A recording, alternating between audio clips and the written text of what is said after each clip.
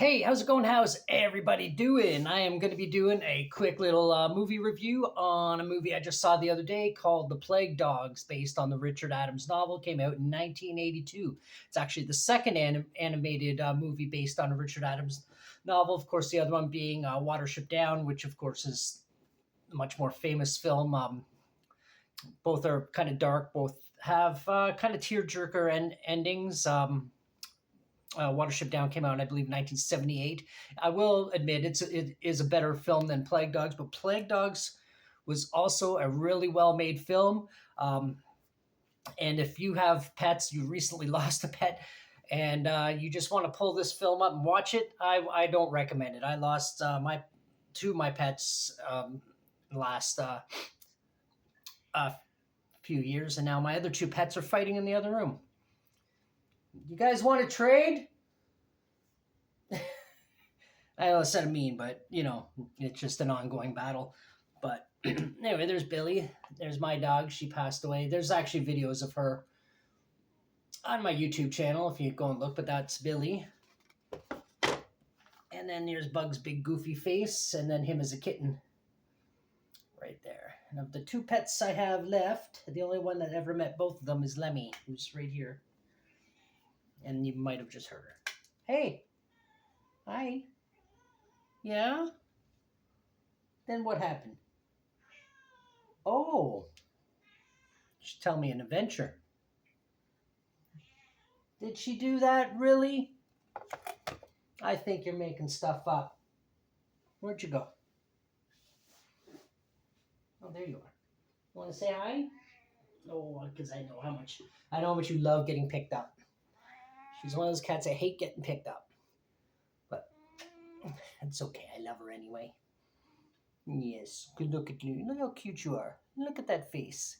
I'm cranky all the time. Okay, I'm going to put you down. And you're going to make all kinds of noise because she makes noise when I pick her up and makes noise when I put her down. Oh, you were quiet that time. Anyway, back to the movie. So basically, this movie stars John Hurt, who also who also did the voice of Hazel in the original Watership Down, and he's done like multiple other things. Legendary, yeah, I hear you. Legendary actor.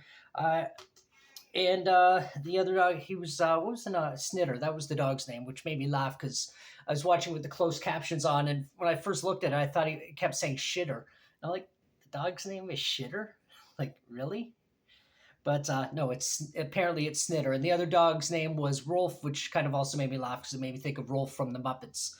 Rolf, and one dog was killed, or the owner was killed in an accident that you actually see in the film. Also, there's going to be spoilers in this video, and if you do plan on watching this movie and you don't want to know the outcome, go check out the movie first. I know for sure it's on Tubi because that's where I watched it. So if you don't have the app, download the app and check it out. It's a really good film. But if you've already seen it or you don't give a shit either way, then hey, stay here. And if you haven't subscribed and you want to subscribe and help me get to 1,000 subs, I'd like that too. And then like, comment, do all that blah blah stuff I'm going to mention at the end of the video anyway. But anyway, yeah. John Hurt and the other actor, Christopher Benjamin, who played Rolf, and then James Bolam, who played the Todd, or he was the fox. But I don't really know anything about those other two actors. It is the longest running British, like the length time, it's the longest full-length animated cartoon in British history. Just a little fun fact, except when you watch it here, the only place you can get the long version, apparently, now this might have changed, but or at least where it's ever been shown publicly, is Australia. The rest of the world, it's an hour and a half, and in Australia, I think it's an hour and 47 minutes. So that's a pretty long chunk of movie that you're missing out on. You think of how many things can happen in 20 minutes in a film. So yeah, any other little fun facts that I got here? There's also, if you're into Skinny Puppy or the band Brutal Truth, there's a sample in both those songs called "Make Sure We're Properly Dead" or "Make Sure We're Properly Dead," and then the Brutal Truth song, it cuts off there, and then Skinny Puppy, the song "Testure," is "Before you start, old Rip Beak." And Testure is about animal torture, which is a theme in this film, and I'll get to that.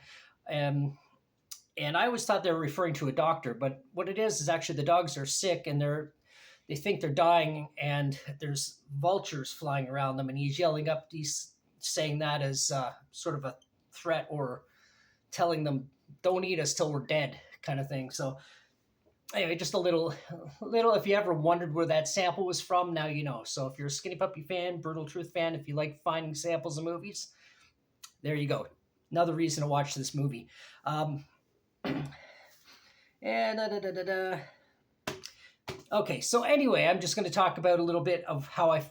Shut up! I hear you.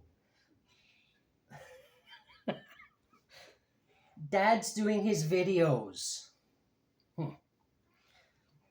So anyway, yes. So I did really like this movie. It does have some similarities as Watership Down to a certain degree. And again, they're both written by the original stories are written by the same author. And it's both movies. You got some animals trying to escape a bad situation, only to sort of find themselves in other situations that are kind of they're not as bad as they were in per se, but bad enough. And they're just trying to get away from that. You're very distracting, and you're making me lose my train of thought, kitty cat. But anyway, my mind was going somewhere, and then dummy, you down here on the floor just started making all kinds of noise. But so now I'll talk about the film properly. Anyway, I wish I was I did editing, because I would just chunk that whole thing, everything I just said out, just because it's 6 minutes of just nonsense rambling. But so anyway, yeah, they're in a test lab where they're torturing animals, doing all kinds of experiments on them. One animal, they're doing some crazy water experience. That would be Rolf, the bigger dog, and it starts off, and it's almost heartbreaking the way it starts off, because you're just watching this film and you're like, did they just kill a dog and then they bring it back?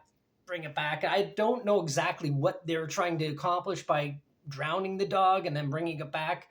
And then the other dog, they were doing some sort of brain experiment on it. But eventually the smaller dog, and their cages are right side by side. The smaller dog manages to get out of his cage, lets the other dog out, and then they have to escape the lab. It's kind of, they're just sort of wandering around. They call all the scientists and the bad guys. Well, I don't even know why I say in quotes. I'm not really a supporter of vivisection, but they call them white coats. That's just the name they give for them.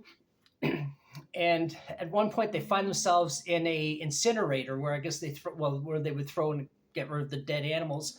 And while they're in there, they're trying to figure out what to do next. And it's night and nobody's there. And then I guess they're stuck in there until the morning. And then somebody throws a dead dog in there and they're about to turn it on. So they're in there with this dead dog, and then eventually they do escape. They find themselves outside, and then they're off.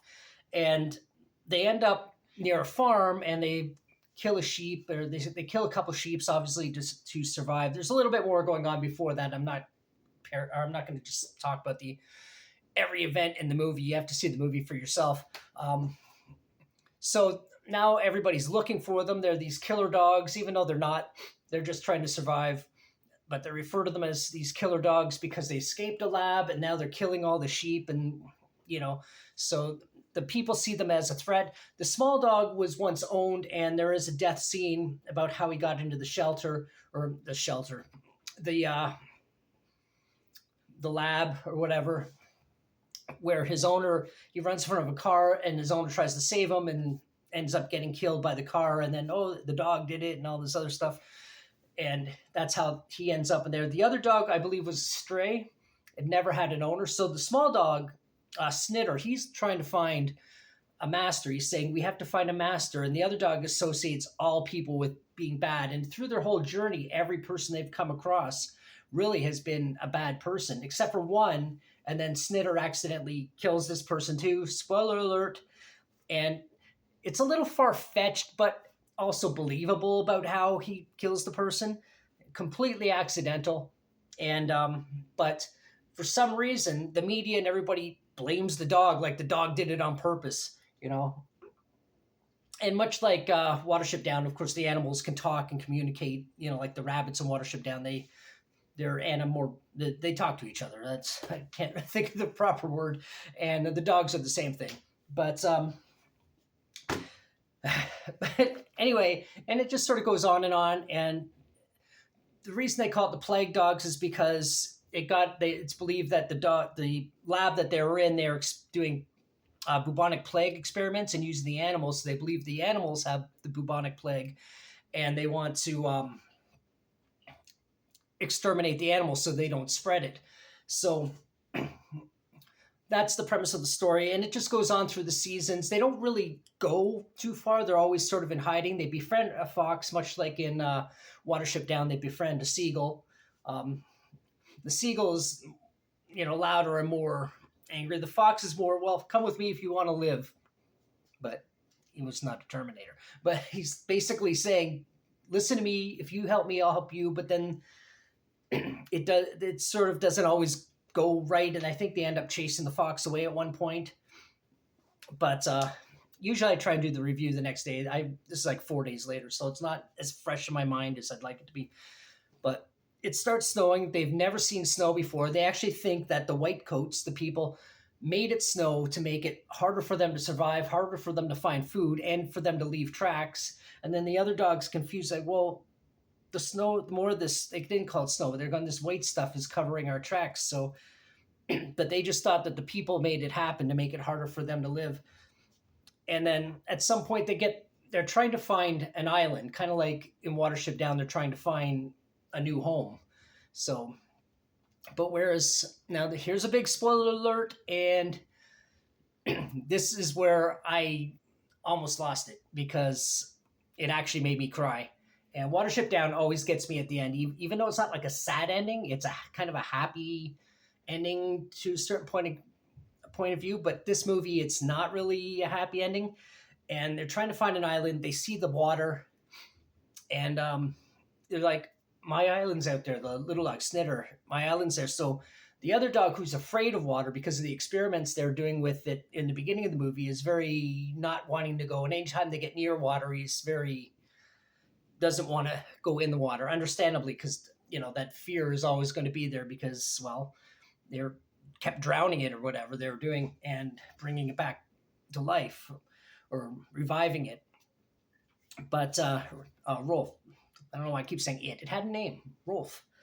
But eventually they get in the water and they're swimming and they're swimming and they're swimming, and they think there's an island there, and they're using that as their reason to keep going.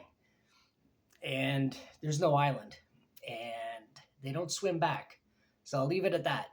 But when I watched the movie, I was like, oh my God. And had I watched it with Tracy, she would have been in tears. So if there's any, I had some notes here about some of my great scenes, but I actually just talked about them all, just chatting with them here. So I don't really think there's anything else to mention. I mean, aside from the beginning of the movie is very reminiscent in the end, where with Rolf being in the water and then drowning and then being in the water and not finding the island.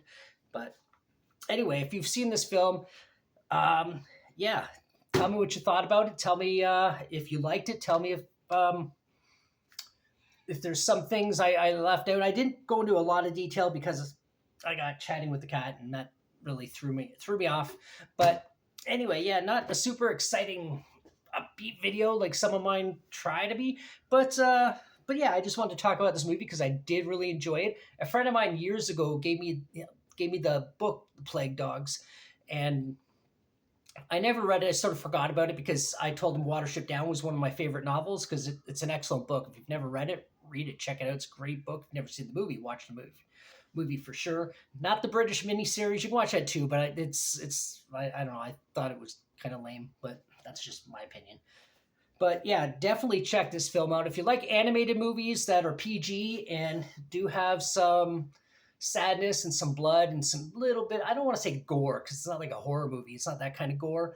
Like Watership Down is more gory with the rabbit killings and everything, but it's still dark and it's still sad and it's still exciting, and it's not a boring watch at all. So yeah, I definitely recommend checking it out. And like I said, comment, like, subscribe, and tell me what you thought of this film.